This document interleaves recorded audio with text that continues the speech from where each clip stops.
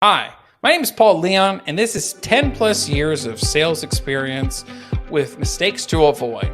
Now, I've been in sales for over 10 plus years. I've trained over 3,000 different professionals in consultative selling skills, and I want you to walk away with these lessons today without all the scars. So the first one is the myth of unlimited earnings in sales. How often do we hear the phrase, "You can make as much money as you want in sales"? And that's a great phrase. It sounds really appealing. But the reality is, salespeople just want to know the compensation plan clearly and easily. And a better way to say that is simply, our high-end performers make this much money, while some of our people who are meeting expectations make this much within the commission structure. If you're ambitious, we'd love to see you on the high end 100%, and that should be your goal if you decide to take this position. Read, listen, and associate. And of these three things you want to do daily in your sales career is you have to associate. And when I say associate, I mean the person who's positive. Negativity rubs off. You heard it before, birds of a feather flock together. It's the same thing in sales. You want to work with somebody who's really mentors you towards success. Somebody who's a true partner on your team is somebody who wants to see you grow and be better. Outbound contacting is way easier with structure. Let's get real. Contacting is not fun. But if you have structure in the process, it can be way easier on you.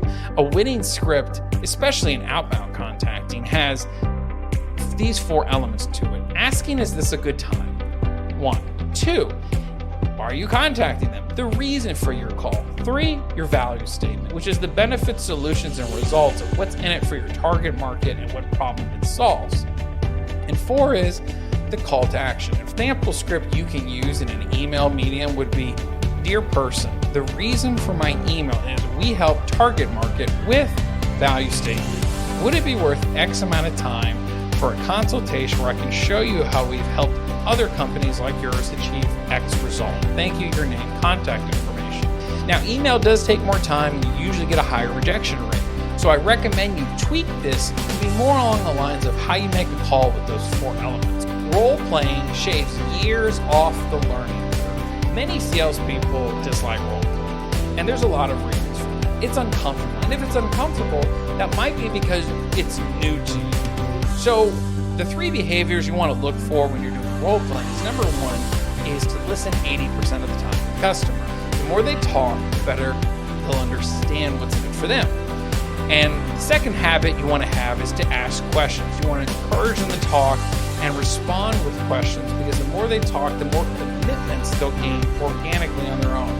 They don't care about what you say, they care about what they say about your products or services. Number 3, you want to have micro stories or some type of relatable response to keep the customer involved. If I believe in something, is if you were a member of my family, I would recommend this product to you. And I didn't say parent. Notice I didn't say if you were my dad, if you were my mom. And here's why I don't say that. Because everyone's version of a family looks different, but we don't know if there was some type of trauma or something that they went through recently. Salespeople are made, not born. So this is another false idea we have, and it's that salespeople are born to sell. It's total BS.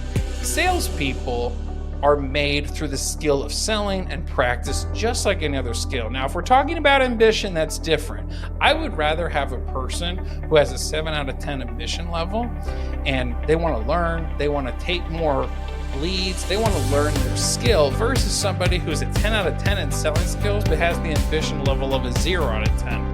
Data metrics and tracking for success. So metrics are your best friend in sales, and closing rate is just 1% of that. It's really the end result of previous data points that came before it. So for example, I really look at show rate percentage as a really big indicator in a consultative sales process. How do I evaluate that, and how should you evaluate that? Number 1, you got to look at your pipeline. Are there enough opportunities via leads coming into the pipeline? Number 2, you got to look at your sales script. How many words is it taking for you to get to your value statement? In comedy, they talk about the punchline. The less words to get there, the bigger the laugh typically, if it's a good punchline. Well, it's the same thing in sales. The more words it takes to get to your value statement, the less effective it is to communicating to the buyer or buyers what's in it for them. And if you're not following up, you're really not in consultative selling. If you're only following up 1 to 2 times for those who don't buy at the consultation, then what you're really doing is you're leaving a lot of money on the table. It takes 8 contact touch points sometimes to really get to the customer. A voicemail script I would leave. This is Paul, 407-496-6240, 407-496-6240. The reason for my call is X, benefit statement, value statement, or something from the consultation. Again, it's Paul at 407-496-6240, 407-496-6240. And I'd leave that message with the same tone over and over and over again, but I never changed it. I never said I was irritated. I never left a message like, it's like the 8th time I called you, what's the deal? No, I never did anything like that. That's just not respectful at all. Most of the time, if you're really good at being professional and persistent, people actually respect that. Conviction conquers. This is probably going to be the most important thing I'll probably say in this video. But even if you're bad at all the other things I covered, even if you're struggling, if you really believe in the product and you really believe wholeheartedly, this is something that can help someone, this is something that can make a difference for them, that conviction is going to come through every word you say, keeping the person front of mind. And it's going to make that organic intention seem more sincere in everything. Again, the salesperson who really keeps the customer front mind and person in front of them up here the whole time and in here the whole time while they're selling is typically going to win the sale, even if there's a massive amount of competition. Subscribe to the channel, give us a like on this video, and comment below if it made a difference or if there's other topics that you'd like us to cover here at Persistent Managers, where we help middle managers develop their leadership skills toxicity free.